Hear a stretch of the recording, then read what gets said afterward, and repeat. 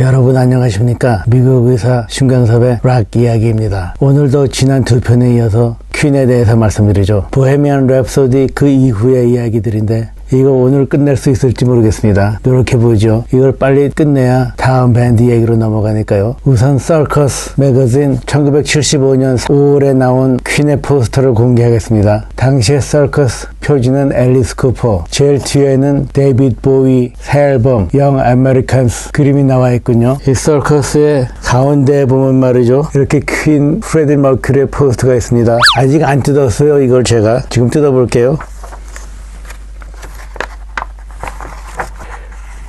조심해서 해야죠.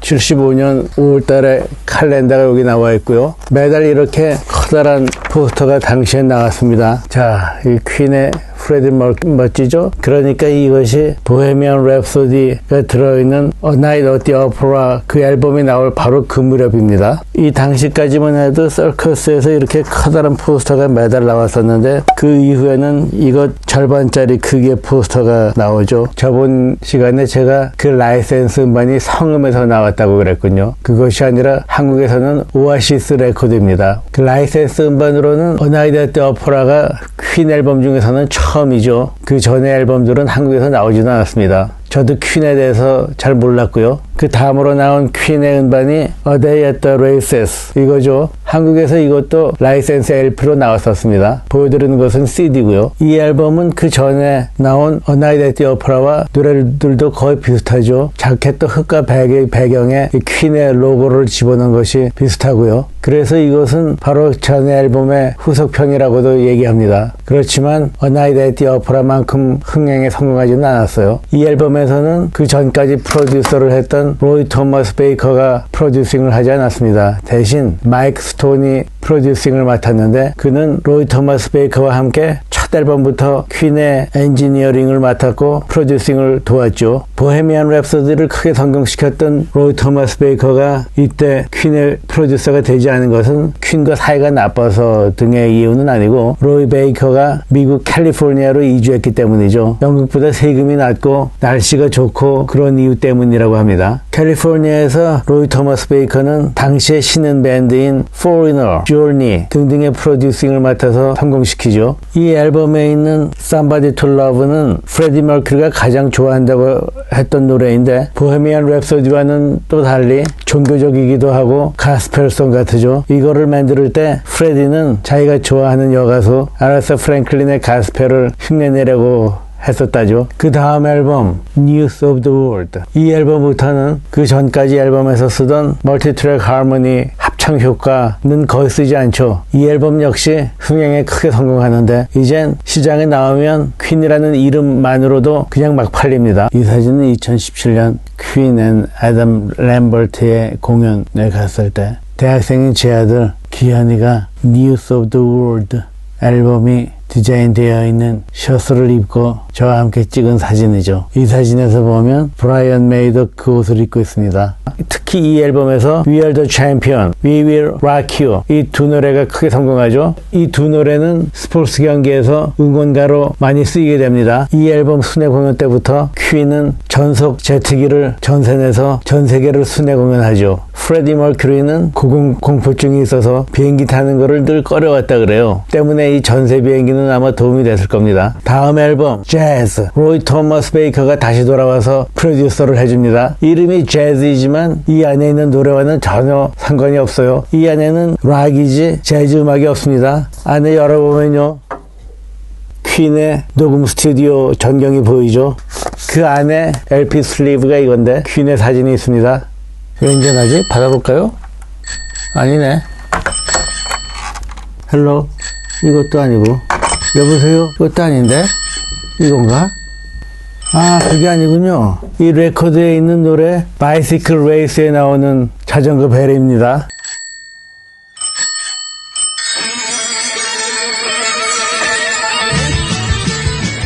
이 음반 안에 들어있는 분홍색 포스터를 제가 보여드릴게요.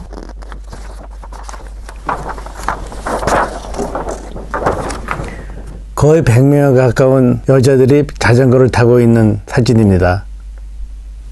이 포스터가 문제되어서 미국에서 이 음반을 팔면서 포스터를 넣지 못하게 한 주도 있었습니다. 한국에선 물론이고요. 근데 이거 갑자기 어떻게 된 거지? 세상이 다 모자이크로 보여요. 아저씨, 내 얼굴에 모자이크 좀 없애주세요.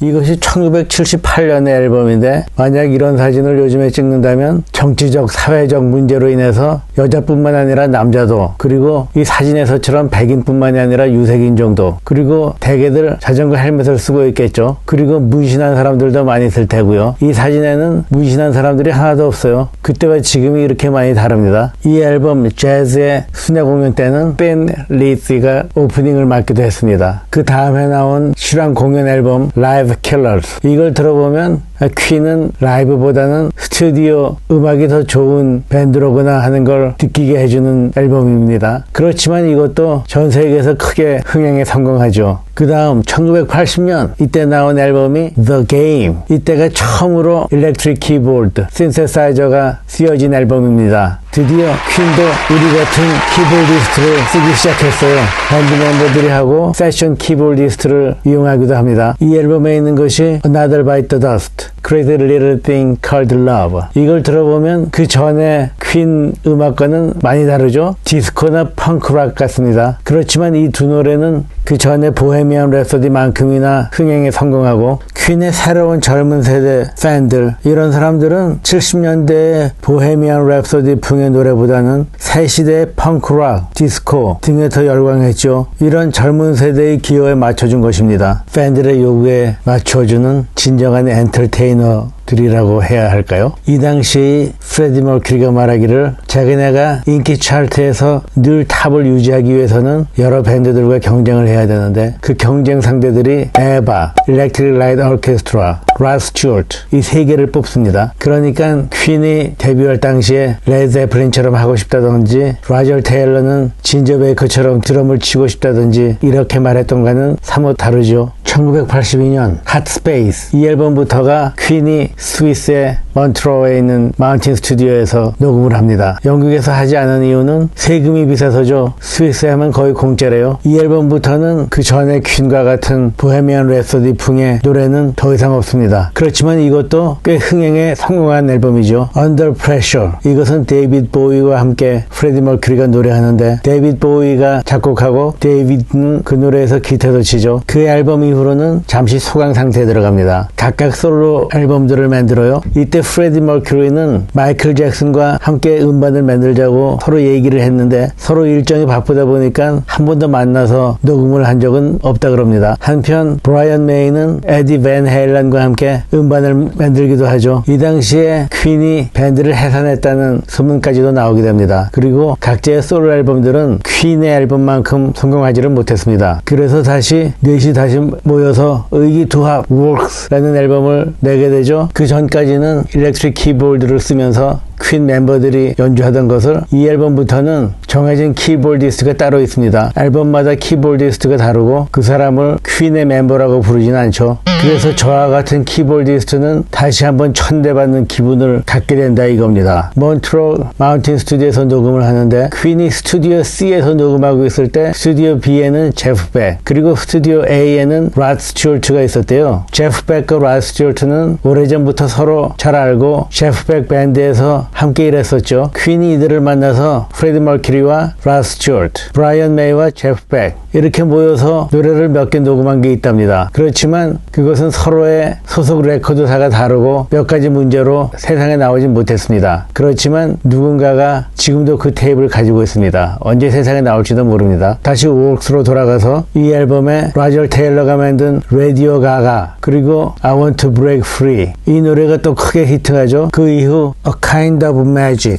The Miracle, Innuendo 등의 앨범이 나오고 나올 때마다 흥행에 성공했지만 저는 더 이상 퀸 앨범을 듣지 않습니다. 그래서 그냥 넘어갈게요. 모르는 앨범들을 아는 척할 수도 없고요. 대신 1985년 라이브 에이드, 보헤미안 랩소디 영화에도 나오는 그 콘서트에 대해서 제가 한국에서 그 중계를 봤던 사람으로서 그 경험담을 잠깐 얘기하죠. 어느 여름 주말에 그것을 TV에서 중계해줬습니다. 누구였는지는 생각이 안 나는데 어느 DJ께서 나와서 설명해 주시죠. 뭐라고 하시냐면 이것은 아프리카 난민들을 위한 자선공연인데 우리 대한민국도 이제는 남의 도움만을 받는 것이 아니라 이렇게 중계권을 삼으로써 아프리카 난민들을 돕는 그런 부강한 나라가 되었다. 이렇게 얘기한 것이 생각납니다. 미국과 영국의 유명 밴드들이 연주하는데 어떻게 하냐면 두 군데서 해요. 그러니까 필라델피아 그리고 런던. 그렇다고 해서 필라델피아에서는 모두 미국 가수들만 하고 영국 가수들은 모두 런던에 모여서 하고 이런 식은 아니죠. 그냥 자기네 편한 대로 대충 섞여 있습니다. 제 기억으로는 제가 모르는 밴드들도 거기에 많이 나오죠. 그런데 밴드가 하나 끝나면 무대 위에 악기나 여러 가지 장치들을 다 치우고 새로운 밴드의 장비들을 올려놓고 하기 때문에 그 무대 뒤로 가면 그냥 아수라장이라죠. 이렇게 무대를 바꾸는 동안에 시간이 많이 걸리기 때문에 우선 밴드가 런던에서 공연할 때는 런던에서 하는 것을 중계해주고 그동안에 이 필라델피아 무대에서는 준비를 합니다. 런던에 있는 밴드가 끝나면 필라델피아에 있는 밴드가 공연을 하고요. 그동안에 런던에서는 다음 팀의 준비를 하고요. 이런 식인데 한국에서는 실시간 중계는 아니고 몇 시간 늦게 공연을 보여줬습니다. 그때 생각나는 밴드가 퀸 이외에 스팅, 필 컬린스, 데이비드 보위, 폴 맥카트니, 믹 제거, 주다스 프리스트 그리고 제가 제일 재밌게 본 것은 레드 제플린 밴드가 해산한 지 5년 만에 함께 공연하는 거였죠. 이때 드러머가 필 콜린스였습니다. 그 후에 어느 연예계 기사를 보니까 필 콜린스가 레드 제플린의 정식 드러머가 돼서 그 5년 전에 죽은 존 바남 대신이죠. 함께 앨범도 만들고 공연도 하고 그럴 예정이라고 그러죠. 근데 여러분 생각해 보십시오. 80년대 중반이면 필 콜린스가 흘러간 퇴기들 레드 제플린보다 훨씬 잘 나가고 있을 시간입니다. 괜히 무대 위에 드럼 세트 뒤에 앉아서